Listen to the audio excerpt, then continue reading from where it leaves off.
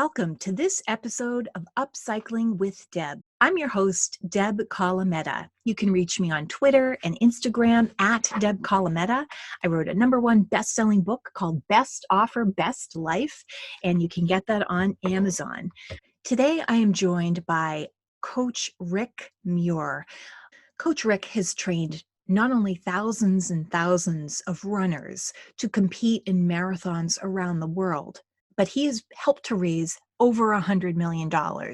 Coach Rick, thank you so much for being here today. Well, you're more than welcome. I'm happy to be here and to speak with your listeners. It may not surprise many of you, but I am not a marathoner myself. Ray, my husband, and I heard Coach Rick speak, and we were forever changed. Coach Rick spoke to a room of mostly non-runners and taught us so much about nutrition, the importance of movement, and the importance of mindset.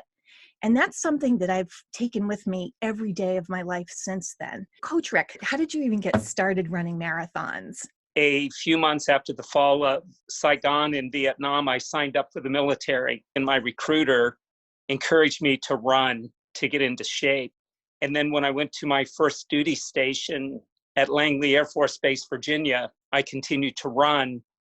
And one day was out running and saw 3 runners ahead of me, and I caught up to them because I'm very competitive. And this was on a Friday, and they said they were going to be running a marathon on Sunday, and they discouraged me, which is all the motivation that I needed to run. 2 days later, I ran that marathon. I passed all 3 of them. That was the beginning of my running career. That was 1978. I have been running marathons coming up on 5 decades. I think that's so interesting that you were saying that someone said you couldn't, and that was the moment that sparked it for you. You don't let people tell you you can't, you decide for yourself, and it all starts in your mind. How much of preparing for a marathon or a huge physical challenge, how much of your preparation is mental versus the physical preparation? First of all, I would like to say that, when I think about being a marathoner, I think that every one of us has the spirit of a marathoner in us. It could be having a family, getting a graduate degree, going for a job that you never imagined. We all need and have that spirit within us. Sometimes it just takes a little spark to ignite a blazing fire within us. I would have to say that about 80% of anything that I've done of significance has been more mental than physical. I think that has been the case in my life as well, that once I just decide I'm doing it, I just get it done. And part of it is just taking action, which starts in your brain. You start to either attract people who want to help you fulfill your goal, and you start to repel, in a way, other people who don't have your best interest at heart. Do you agree? I completely agree. I think that a couple things happen when you embark on a significant journey, whatever that may be. People are attracted to that energy and that commitment, the determination, the dedication, the discipline that something significant requires. And then the people that don't believe in what you're doing or may not support you tend to fall by the wayside because you can't relate to them. It's been an amazing journey for me to be involved in coaching marathon runners for over 24 years, that I now have this community of tens of thousands that are very similar to me. I'm not sure if people know or not, but I have been very proud to run the local turkey trot every year for the past couple of years. It's pretty much Yes. the only competitive running I do. And the first time I ran it, well, I use the term run loosely, but I almost broke the record for coming in last, because I remember the police officers who weren't that far behind me were saying to each other, "Does she have a number on her jacket?" Because I was so slow in completing that turkey trot. But the reason why I even did that was because we heard you speak about it in the spring, and it was something that I had on my mind. I never would have considered trying something like that. And every year since we heard you speak, we've done the turkey trot, and I think of you. So you are an agent of change. And one of the things that you do is that you don't just run the marathon. You inspire and help other people to run, because your capacity for fundraising is at one level. But if you can inspire multiple teams of people to run, then you are exponentially more impactful with your fundraising efforts. Can you talk a little bit about how much you've helped to raise and some of the causes that you support? Well, I began fundraising back in 1997 because in 1996 I lost my then 57-year-old mother to leukemia. And when I visited her and spoke with her for the very last time, literally for the very last time, I promised her that I would do something significant with my life. And I really didn't know what that meant, but I certainly felt it in my heart. And for me, grieving involved running.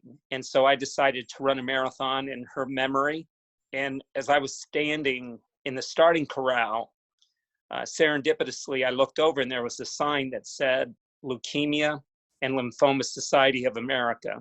I literally felt that was a sign from my mother. And so I contacted them and I discovered they had an endurance training program. So I joined their team as a qualified runner, and shortly thereafter, I became their head coach. And with the help of a lot of people, we raised collectively over $65 million for leukemia research. Nothing significant in life is ever accomplished alone. 12 years ago, I founded the Marathon Coalition. On average, I coach about 300 runners a year for the Boston Marathon, and these are runners who run for New England-based charities. So I think in the last 12 years, we've raised another 20 million, so approaching 100 million over those 24 years. And it's been the most significant journey of my life. The Boston Marathon has been postponed. I, of course, follow you on Facebook and on social media. And in many ways, I would see your posts and I would think, okay, got to get some kind of exercise today. These people are out there training in the Boston winter. It would inspire me to get myself moving over the winter. To get that devastating news that it's been postponed, I can't imagine the crushing blow it must have been to the team. What did you tell them to keep their mindset positive and to keep them going strong as the finish line, so to speak, had been pushed back several months? It was disappointing, but I think the runners that I coach realize that we are defined by how we respond to setback, disappointment, failure. And so I think most of them, if not all of them, believe this was just another opportunity to define themselves and realize, just like this global health crisis that we find ourselves in the midst of, we don't have any choice other than how we respond to an unfortunate situation. So it's just showing resiliency, recommitting themselves to another training cycle, which is, it's difficult, but I'm confident they're going to emerge with greater resolve and greater gratitude about everything they have. It's not like it was canceled. It was only postponed. As you were talking, it made me think, are you trying to get to a certain number on the scale and then you hit that number and then your weight starts to go up again?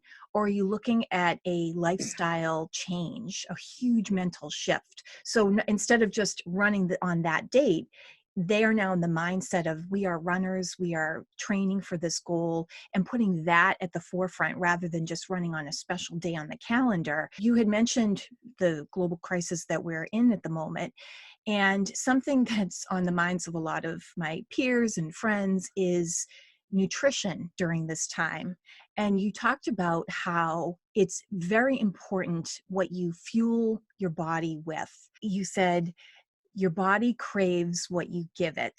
That's something to me that has really stopped me in my tracks when I want to stress eat, especially when we're all kind of locked up in our houses these days. Can you talk a little bit about nutrition and what that means? Your body craves what you give it. Well, first of all, you have a great memory because I made that comment several years ago, but I also remember why I said it. And what I have learned is that we are creatures of habit. We tend to move the same way with the books that we read, the types of programs we watch, the people we interact with. When we go to a restaurant, we tend to order the same foods. And so human behavior to me is very predictable. I'm an advocate of disrupting our movement patterns, not just the physical movement, but the way we move through life.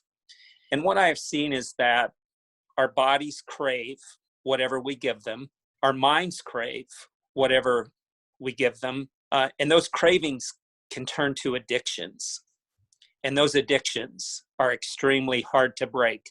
And they're no different than a drug or alcohol addiction, our addiction to carbohydrates, our addiction to comfort. So you have to be mindful that when we're self-isolating, that we can develop these habits of sitting too long, not getting up every 30 minutes and moving in a way that we typically would not move in. For instance, walk up or down the stairs backwards, or sit on a yoga ball rather than a traditional chair, walk sideways, pick things up that we typically wouldn't do, start brushing your teeth with the opposite hand. That may not be pretty, but within 4 or 5 days, your body acclimates to that movement.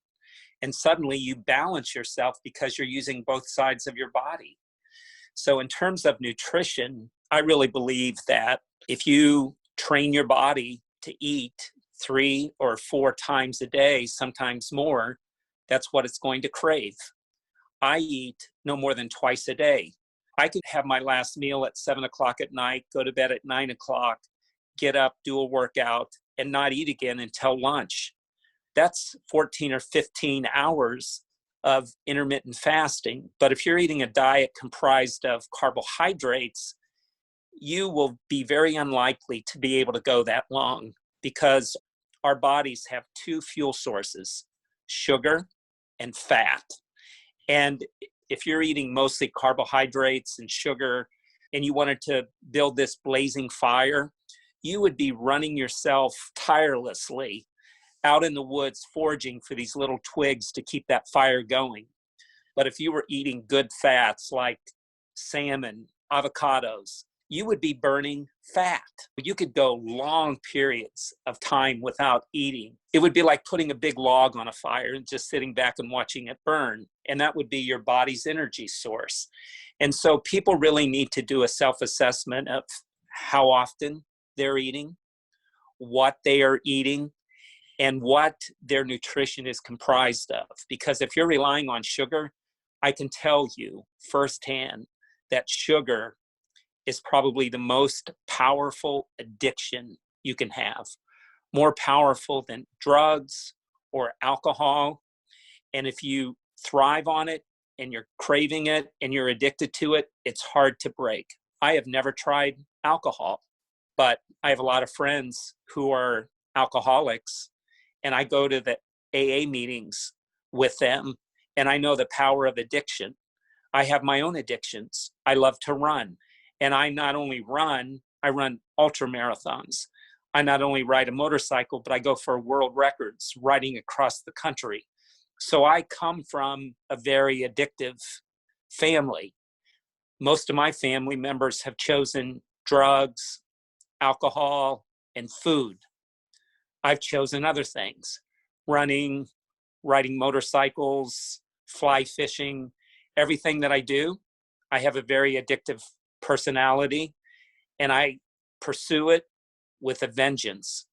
But when it comes to food, I think that's the biggest struggle people have in all societies. I've had the blessing of traveling the world, and I've seen how people eat in Haiti and India and Korea, and the way we live and eat in this country is very different. We are a society of consumption. Food is at the forefront of everything we do. If we're celebrating, we're eating. If we're grieving, we're eating. You just have to be very mindful of what you're eating and try to make healthy choices and changes and be very, very disciplined. What we put into our body is no different than the fuel that you put in your car. If you put in high octane fuel, it's going to perform better. If you eat whole foods, you are going to perform better. That's something that you taught us, and I hope that people listening can really rewind and listen to that again, because it's been monumental for us. And we haven't been able to successfully cut out sugar, but I know since the day you first said that, I know that when I eat sugar at night, in the morning, I wake up starving. Right. And I don't like feeling out of control like that. And I love how you said that you have an addictive type of personality, but that you've chosen to redirect it. And instead of seeing it as a burden, you see it as a gift. I might also add, because I wrote an article early this morning for a fitness company, it's focused really on the importance of self-assessment, creating a methodology and framework around how we live our lives. And for me as a running coach, I have my runners do a self-assessment in a number of key areas, and I'll mention those in a moment. But the self-assessment model is very simple. You would grade yourself on a scale of 1 to 10, 10 being perfect, realizing that you are seldom, if ever, going to be a 10 in any of these areas. But if you could be a consistent 7, you could totally transform your life into one of greater health. And the areas that I really focus on are nutrition, hydration, sleep, stress management, attitude. And the goal would be to be a consistent 7. And occasionally when you fall below a 4, which many people do, especially in the area of nutrition, Monday through Friday, they could have prepared their foods, they could have been very disciplined, and they were a consistent 7. But then the weekend came. And when the weekend arrives, we tend to lower our guard around the things that we know we need to be disciplined in. And so you could go out with your friends on Friday night, have a couple glasses of wine, some nachos or other appetizers, and your nutrition falls from a 7 to a 2. The goal then is to not be paralyzed by hopelessness and despair, but to be inspired to get back to a 7 as quickly as you can. But when I speak to groups, especially those who have struggled with food, 2 things always happen. Number 1, I am inspired beyond words by their spirit. Even though they could be hundreds of pounds overweight, they could still possess the spirit of a marathoner. The one thing that they struggle with is their discipline around food. And so one of the more gratifying things I've done in my life is not to help someone fulfill a lifetime dream of finishing the Boston Marathon, but helping someone who has such low esteem begin to believe that they can be a totally different person and transform themselves into the best version of themselves. Everyone has that ability. Everyone has that potential. It just requires consistency and moderation. Doing things one day at a time, realizing that there are going to be setbacks. There will be disappointment. There will be failure. Any person in the world who's accomplished anything significant has experienced all those things in spades. It's a matter of picking yourself up at your lowest point, dusting yourself off, and getting back to the work of being the person you want to be. Wow. I cannot wait to read that article. I'm definitely going to include a link to the article for the listeners so that they can click on it and read it for themselves. You know, to think that what if it's possible? When you planted the seed of being able to have me and Ray move more and start running and use our treadmill for a purpose other than hanging our laundry and storing boxes, Yes. you know, using it. And I think that's something that people need to do as well. We've all bought on impulse buys the exercise equipment that we need. We have everything we need within the 4 walls of our house, most of the people listening to this. I loved how you presented the idea of how to run, because the thing that I had always faced is that either I was grossly out of breath, and still usually am, or my knees would hurt from running. And you talked about a simple method of your stride, how you should be striking the pavement. For anybody who is interested in just trying to get out there and run and get some fresh air, can you introduce them to the idea of how you can safely run and what your secret is? Absolutely. Let me begin by taking a step back, because you mentioned something earlier that I wanted to expound on. And we were speaking in the context of fulfilling a dream or achieving a goal. And you used the word, or you used the reference of a number on the scale. The number on the scale is no different than the finish line of the Boston Marathon. Every dream begins with a goal. The dream might be to weigh what you weighed in high school. The dream might be to look the best you can at your son or daughter's wedding. The dream might be to run the Boston Marathon. We live in a very quantifiable society. The magic happens in the qualitative aspect. The qualitative aspect isn't achieving a 100-pound weight loss. It's the journey of what you had to do to get there. The culmination of the dream for me as a running coach of these tens of thousands of runners that I've helped reach the finish line of the Boston Marathon is not to cross the finish line on Boylston Street. That isn't the end of the journey. That is the beginning of a much longer journey of believing you can do anything you set your mind to. So whether it's weighing a certain amount, hitting that number on the scale, or it's running the Boston Marathon in a certain time, that shouldn't be the end. That should be the beginning. And when people start to embrace that, then they start achieving things beyond their wildest imagination. But what I've seen too much is when people hit that goal, they should, rightfully so, celebrate, but they tend to go back. They regain the weight. I am 62 years old and I'm still active. Even though I've achieved all the things that I've wanted to physically, I'm still focused on achieving other things, being a better person, being a better dad, being more effective, fostering greater relationships with greater meaning. So I just wanted to expound on that a little bit, but to talk more about my running methodology. I have taken people in their 80s who have never run before.